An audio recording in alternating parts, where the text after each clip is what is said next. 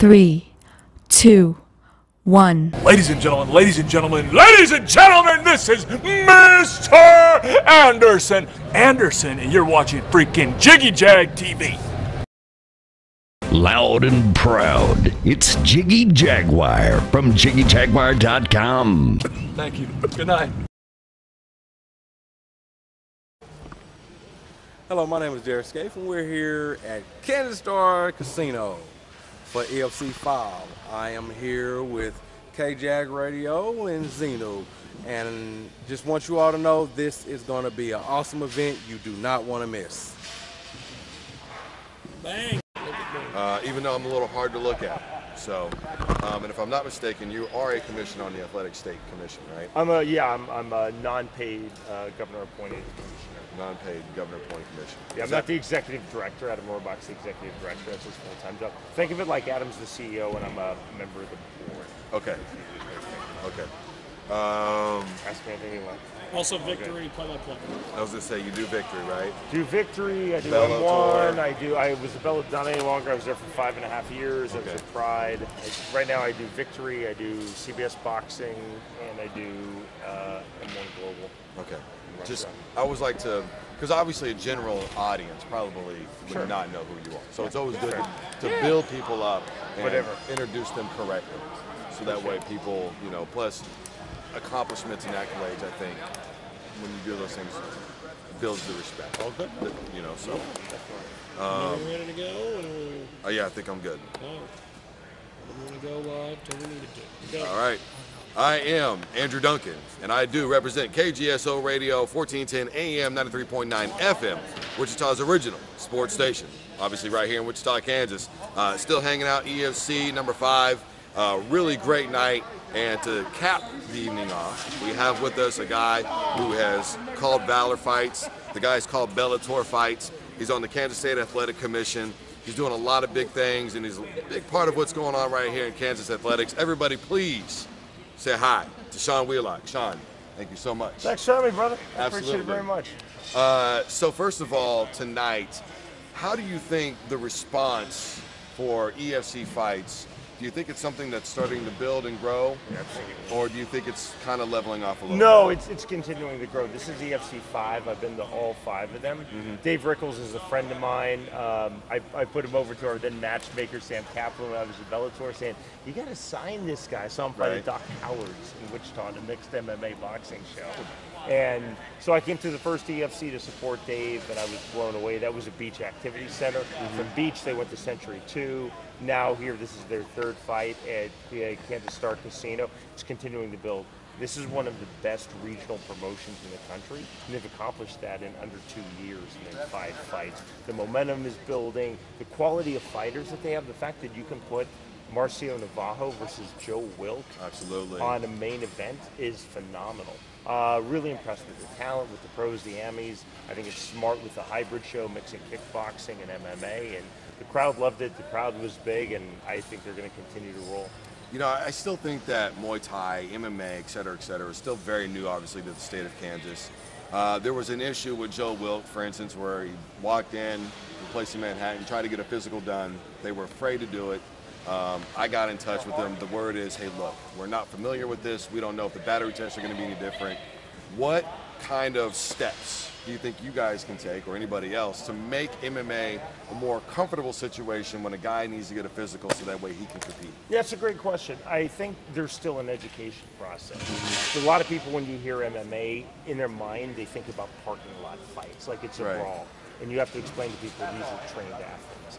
There's respect for boxing now, and for a long time boxing was seen as this outlier, but now people talk about the sweet science of boxing, and there's the respect.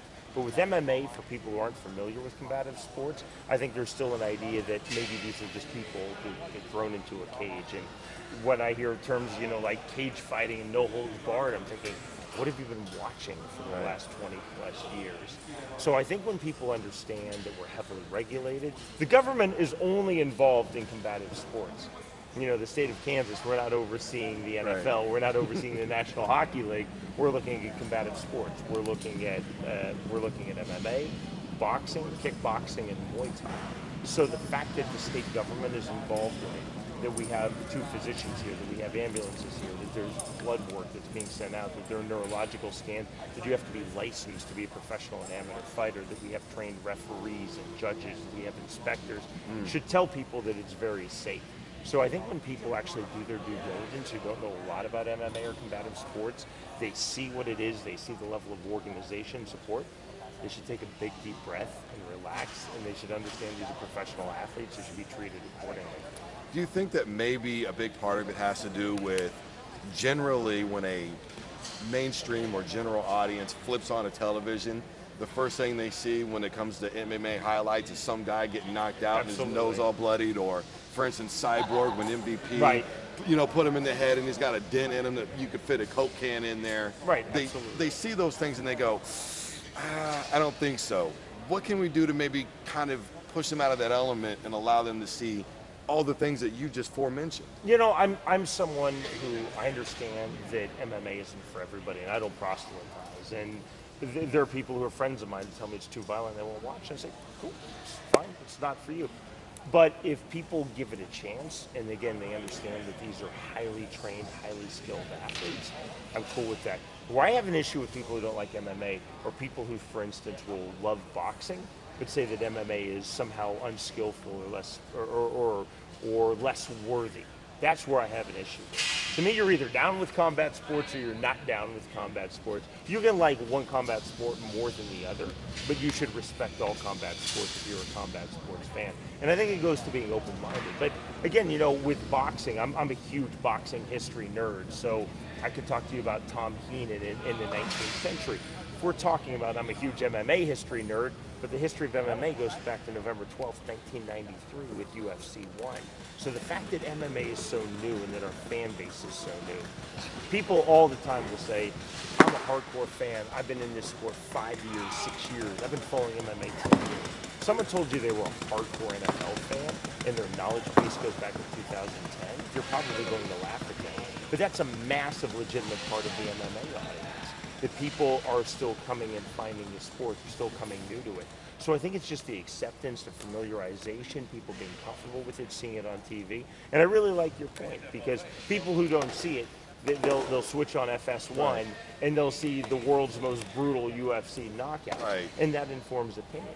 But it's just keeping an open mind. If you're so inclined to like combat sports, keep an open mind and you'll see how skillful they are. Compared to like maybe say football, right? Okay, which is a sport that I think enables, or you encounter a lot of similar situations where guys are aggressive in the line of scrimmage, or things that happen that people don't even know that happen. Clearly, people have to wear helmets when they play football. Do you think that it's an unfair comparison as to kind of piggyback on some of the things that you just said and said, hey, look, the NFL is making $25 billion a year, and you're going to tell me that MMA is too violent to be on television? Is that kind of what I'm hearing from you? Yeah, no, and I understand. And again, I not even so much the NFL. I'm a massive, hardcore NFL fan. And I understand, and I understand that there are people who say I don't like the NFL. And that's where I don't proselytize. If people like combat sports, and I'm really talking to the boxing audience out there who says, oh, the sweet science. And I love boxing. I'm commentating boxing. I was a boxing referee for a long time. That was my first combat sport. But people who somehow think that MMA is less than. And there are a lot of people in boxing. A lot of them are older, and maybe they're threatened by MMA. Those are the people I have an issue with. If people aren't down with combat sports, they're not down with combat sports, and that's cool. I'm not an auto racing fan. I don't know the first thing about it, but I respect auto racing as being legitimate, and maybe that's where it needs to be. Even if you're not a fan, respect it as a legitimate sport. But I think, unfortunately, so many people's experience with a fight was probably when they were young. There might have been alcohol involved. There's probably anger involved, and that's in their mind. So to separate that mix of emotions from a legitimate combative sport experience like MMA and see that there's no anger, there's no animosity, there's respect, and oftentimes these guys have trained together and sparred and been friends and hung out and saw one big community, then they see that differently. But there's still a massive learning curve with MMA just because we're such a young sport. I'm talking about boxing going back to the 19th century. Think about the NFL. The NFL started in 1920. So we're 23 years into this. So this is like you and me having a conversation about the NFL in 1943. Right. It's still a very new sport that people are still trying to come on to. And I think that's where they are with MMA. But again, I've been a fan of MMA. I watched UFC 1 live. My mom paid the $14.95. I've been commentating MMA now since 2005. And I see the learning curve just massively expanding. I mean, I think when I was in Pride in 2006 and 2007, that for ESPN to even mention MMA, good luck on that. Or I know there's really not such a thing as newspapers anymore, but when there was such a thing as newspapers and USA Today kind of ruled the world, that the thought of in the 90s or the last decade, the first decade of the 2000s, USA Today really doing much with MMA, it was unthinkable. And then all of a sudden they did, and it's become more legitimate. You know, there's still the awareness of that, and you see a lot of media outlets who won't touch it, but it's just still the awareness, the acceptance, and the growth of it seeing it as legitimate. Guys like Joe Wilk, David Rickles, Right. I think Nico Hernandez now, obviously predecessors like Barry Sanders, Right. some other guys have really started to put not just Wichita on the map, but I think Kansas as a state in the whole to find out that we're really about our athletics here just as much as anybody else. What do you think that we can do to kind of show the rest of the country that, hey, what's going on in Kansas, no matter what sport you love or follow, it's the real deal here? Yeah, and that's a great question. So much of what the Kansas Athletic Commission does, number one, our mandate is health and safety of all the fighting and combative sports. Number two is just what you're talking about. It's essentially being like an ambassador for the state of Kansas, drawing fights. And I commentated on CBS Sports Network the Nico Hernandez fight. As a native Kansan, I was incredibly proud. You know, I look at Nico Hernandez as someone like, that's the future of boxing. Nico Hernandez comes in, and he's a boxing guy, and he has tremendous respect for MMA. He's open-minded. He loves fight sports. And I think his fan base, especially his young fan base, those are people that were here in March for Nico's fight, and they were here tonight at this exact same building for EFC. It's people seeing these big venues, like gorgeous here at Kansas Star, seeing on national television, seeing the internet streams, getting the awareness, the big feel. You know, my former company, Bellator, we were here a lot in this building. Having the CBS boxing series with Nico Hernandez coming into Kansas City, having EFC, it just showcases. People understand, wow, Wichita's a fight city, this is a fight state, and it needs to get that respect. It just builds up almost organically with the big fights, the big crowds, the big venues. Mr. Sean Wheelock has taken a lot of time to speak with us.